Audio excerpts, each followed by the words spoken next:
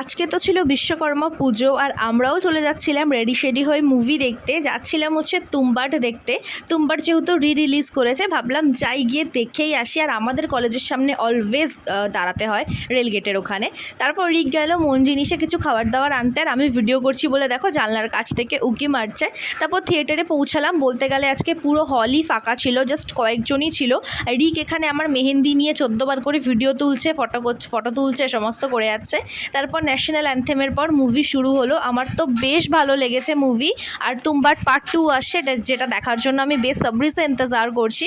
তারপর আমার আর ভালো লাগছিল না বলে চলে এলাম বাড়ি। এসে পিৎজা অর্ডার করে খাওয়া দাওয়া করে দেন রাত্রিরে মাটন রান্না করেছিলাম। খেয়ে দিয়ে শুয়ে পড়লাম। আর পরের দিন রিক একটু নৈহাটি গিয়েছিল কাজে, তো সেখানে জুডিও দেখেও আমার জন্য দুখানা কটন প্যাড আর নেল পালিশ নিজে পছন্দ করে নিয়ে এসেছে। কারণ আমাদের এই জুডিওর ব্রাঞ্চটায় সেই কবে থেকে কটন প্যাড আসছে না, তাই ও আমার জন্য নিয়ে এসছে। বেশ ভালোই হয়েছে ব্যাপারটা।